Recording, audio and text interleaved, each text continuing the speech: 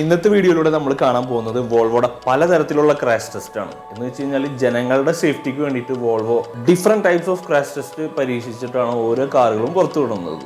നമ്മൾ ഇതുവരെ കേൾക്കാത്ത റോൾ ഓവർ ടെസ്റ്റ്, അതുപോലെ ഡ്രോപ്പ് ടെസ്റ്റ്. എന്ന് വെച്ച് കഴിഞ്ഞാൽ ഫോണൊക്കെ നിലത്തിട്ട് ഡ്രോപ്പ് ടെസ്റ്റ് ചെയ്യില്ലേ, അതുപോലെയാണ് വോൾവോയുടെ കാറുകൾക്ക് ഡ്രോപ്പ് ടെസ്റ്റ് ചെയ്യുന്നത്.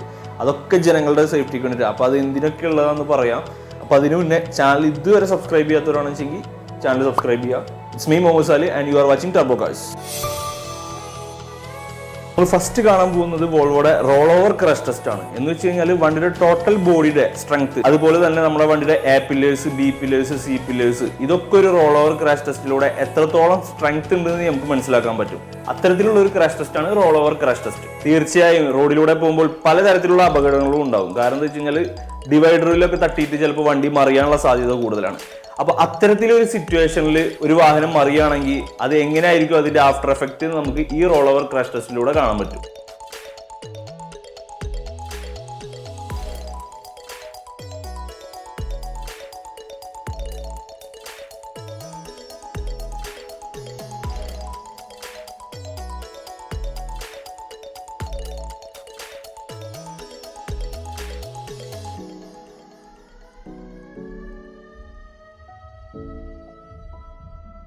അപ്പോൾ ഈ റോൾ ഓവർ ടെസ്റ്റിലൂടെ നമുക്ക് മനസ്സിലാക്കാൻ പറ്റിയ കാര്യം എന്ന് വെച്ച് കഴിഞ്ഞാൽ അതിന്റെ ബോഡി അത്രയും സ്ട്രോങ് ആണ്. എന്ന് വെച്ച് കഴിഞ്ഞാൽ ഇങ്ങനെയൊക്കെ മറിഞ്ഞിട്ട് പോലും അതിന്റെ എ പില്ലേഴ്സും ബി പില്ലേഴ്സും ഒക്കെ പക്ക ഇൻടാക്ട് ആയിട്ടാണ് നിൽക്കുന്നത്. അത്രക്കും സേഫ്റ്റി എൻഷുർ ചെയ്തിട്ടാണ് വോൾവോ ഓരോ കാറുകളും നിർമ്മിക്കുന്നത്.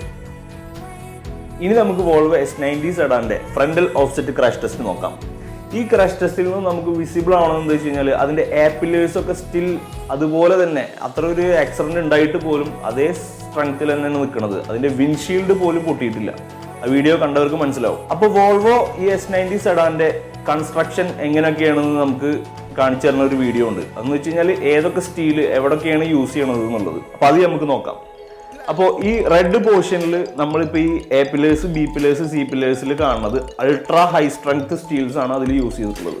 എന്ന് വെച്ച് കഴിഞ്ഞാൽ നമ്മുടെ പാസഞ്ചർ ക്യാബിന് ചുറ്റും അൾട്രാ ഹൈ സ്ട്രെങ്ത് സ്റ്റീലാണ് യൂസ് ചെയ്തിട്ടുള്ളത്. ബാക്കി ഓരോ പോർഷൻസിലും യൂസ് ചെയ്ത സ്റ്റീല് നമുക്ക് അതിലിങ്ങനെ കൊടുത്തിട്ടുണ്ട്. ജസ്റ്റ് നിങ്ങൾക്ക് കണ്ടാൽ മനസ്സിലാവും. പിന്നെ ഫ്രണ്ടൽ ക്രാഷിൽ ഇമ്പാക്ട് അബ്സോർബ് ചെയ്യാൻ വേണ്ടിയിട്ട് അതിൽ അലൂമിനിയം വരെ യൂസ് ചെയ്തിട്ടുണ്ട്. അപ്പോൾ ഇങ്ങനെയാണ് ഓരോ കാറും വോൾവോ നിർമ്മിക്കുന്നത്.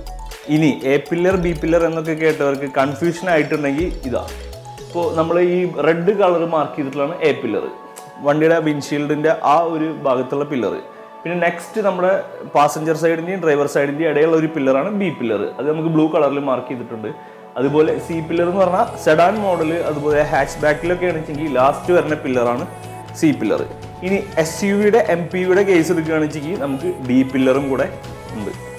വോൾവോയുടെ തന്നെ സ്ട്രോങ് ബിൽട്ട് അറിയാൻ വേണ്ടിയിട്ട് ഇതുപോലെ കുറച്ച് ആളുകൾ 2 ബ്രാൻഡ് ന്യൂ കാറുകൾ മേടിച്ച്, മീൻസ് ഒരു വോൾവോ X60യും പിന്നെ അതുപോലെ ഒരു BMW X3യും.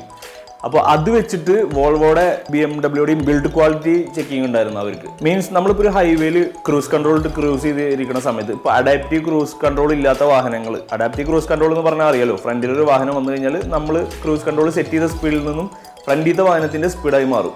പക്ഷെ അങ്ങനെയൊന്നും ഇല്ലാത്ത വണ്ടികളുണ്ട്. Means normal cruise control set ചെയ്ത് പോകുന്ന സമയത്ത് ഇപ്പോൾ ഡ്രൈവർക്ക് ഉറക്കം വന്നു തന്നെ വെച്ചോ, ഫ്രണ്ടിലൊരു ട്രക്ക് ഉണ്ടെന്നുണ്ടെങ്കിൽ അല്ലെങ്കിൽ ഒരു ട്രെയിലർ ഉണ്ടെന്നുണ്ടെങ്കിൽ നേരെ അതിൻ്റെ ബാക്കിൽ പോയി അടിച്ച് കയറും.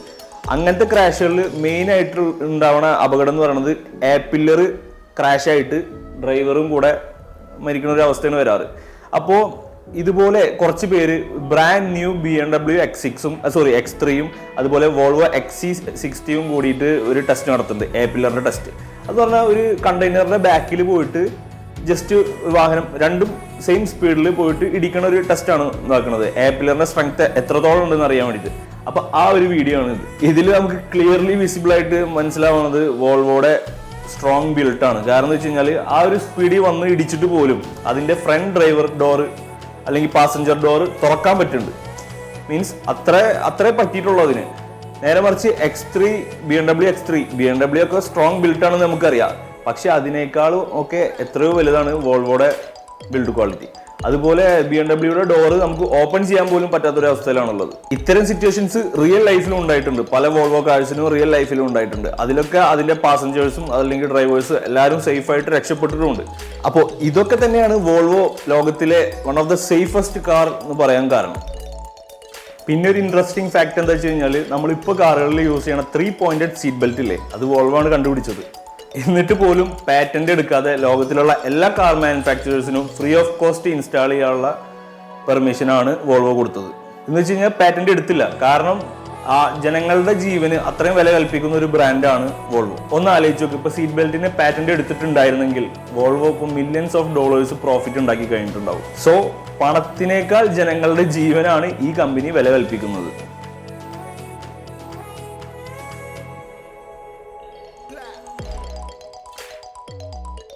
പിന്നെ ബ്ലൈൻഡ് സ്പോട്ട് മോണിറ്ററിംഗ് സിസ്റ്റം. നമുക്കറിയാം, നമ്മൾ വാഹനം ഓടിക്കുമ്പോൾ ചില സമയത്ത് നമുക്ക് റിയർ വ്യൂ മിററിലും സൈഡ് വ്യൂ മിററിലും ചിലപ്പോൾ പിറകി വരുന്ന വാഹനം കണ്ടോളണമെന്നില്ല. ചില വാഹനങ്ങൾക്ക് ക്വാർട്ടർ പാനലിന്റെ ബാക്കിൽ കുറച്ച് തിക്നെസ് കൂടുതലായിരിക്കും, അല്ലെങ്കിൽ ക്വാർട്ടർ ഗ്ലാസ് ഉണ്ടാവില്ല. അപ്പോൾ അത്തരം സിറ്റുവേഷനിൽ നമുക്ക് പെട്ടെന്ന് ബാക്കിൽ ഒരു വണ്ടി വരുന്നത് നമുക്ക് അറിയാൻ പറ്റില്ല. നമ്മൾ ലൈൻ ചേഞ്ച് ചെയ്യുമ്പോഴൊക്കെ അതൊരു ആക്സിഡന്റ് ആയി മാറും. മീൻസ് ബാക്കിൽ വാഹനം വരുമ്പോൾ നമ്മൾ ആക്സിഡന്റ് ആവും. അപ്പോൾ അത്തരം സിറ്റുവേഷനിൽ ഈ blind spot monitoring system work ചെയ്യും. അതെങ്ങനെയാണെന്ന് വെച്ച് കഴിഞ്ഞാൽ, ഇപ്പോൾ ബാക്കിൽ ഒരു വണ്ടി ഉണ്ടെന്ന് വെച്ചെങ്കിൽ നമുക്ക് ക്ലോസർ ആയിട്ടാണ് ആ വാഹനം വരുന്നതെന്നുണ്ടെങ്കിൽ നമ്മളെ സൈഡ് വ്യൂ മിററിൽ അതിൻ്റെ ഇൻഡിക്കേഷൻ കാണിക്കും, ഒരു yellow light. Blind spot monitoring system ബാക്കിലൊരു വണ്ടി ഉണ്ടെന്ന് അലേർട്ട് ചെയ്തുകൊണ്ടേയിരിക്കും. ഇനിയിപ്പോൾ വോൾവോ പോലുള്ള വാഹനങ്ങൾക്ക് ഇപ്പോൾ blind spot monitoring system enable ആയിട്ട് ഇരിക്കുന്ന സമയത്ത് നമ്മൾ പെട്ടെന്ന് ലൈൻ ചേഞ്ച് ചെയ്യാൻ നോക്കിക്കഴിഞ്ഞാലും സ്റ്റിയറിംഗ് സ്റ്റഡി ആയിരിക്കും. മീൻസ് സ്റ്റിയറിംഗ് റിവേഴ്സിൽ സ്റ്റഡി ആക്കി തരും, കാരണം ലൈൻ ചേഞ്ച് ചെയ്യാൻ പറ്റില്ല, അപ്പുറത്ത് വാഹനം ഉണ്ട് എന്നുള്ള ഇൻഡിക്കേഷൻ നമുക്ക് ഇൻസ്ട്രുമെന്റ് ക്ലസ്റ്ററിൽ അവൈലബിൾ ആവും.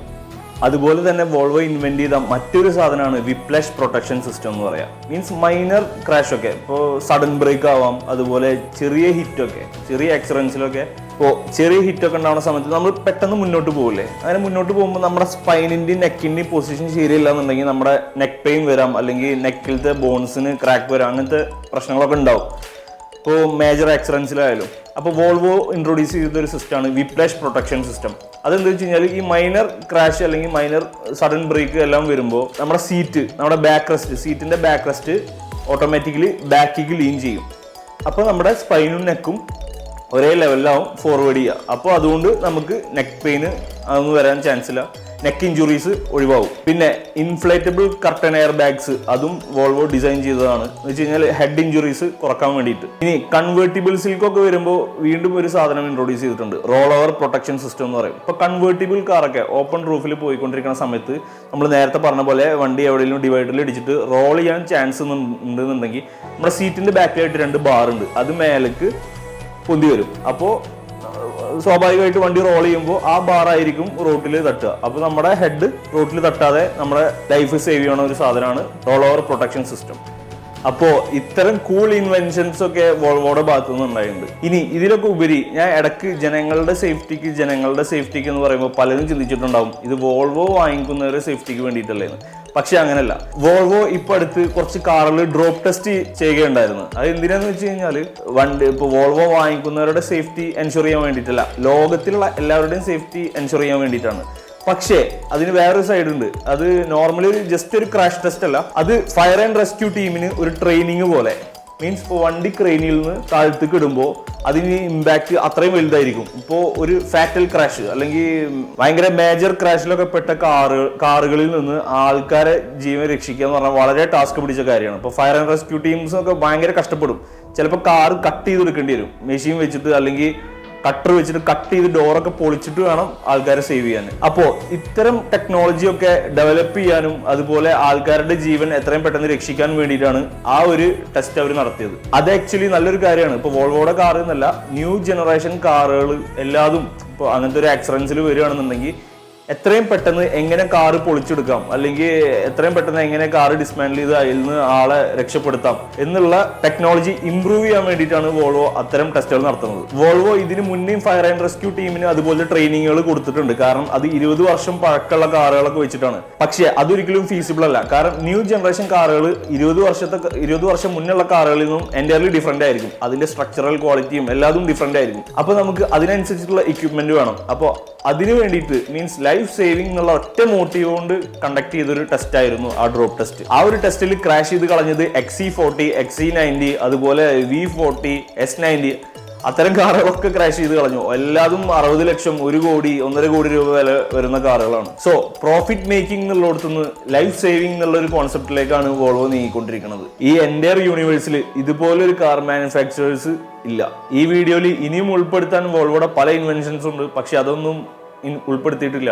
ഇനിയും ഒരുപാട് ഇൻവെൻഷൻസ് വോൾവോ ചെയ്തിട്ടുണ്ട്, പക്ഷെ അതൊന്നും നമ്മൾ ഈ വീഡിയോയിൽ ഉൾപ്പെടുത്തിയിട്ടില്ല. സോ ഇതുവരെയുള്ള ഈ വീഡിയോ ഇഷ്ടപ്പെട്ടു കഴിഞ്ഞാൽ ടർബോ കാർസ് ചാനൽ സബ്സ്ക്രൈബ് ചെയ്യുക, ലൈക്ക് ചെയ്യുക, ചാനൽ പോസ്റ്റ് ചെയ്ത വീഡിയോസ് ചെക്ക്ഔട്ട് ചെയ്യുക. So thanks for watching guys. We'll see with another video.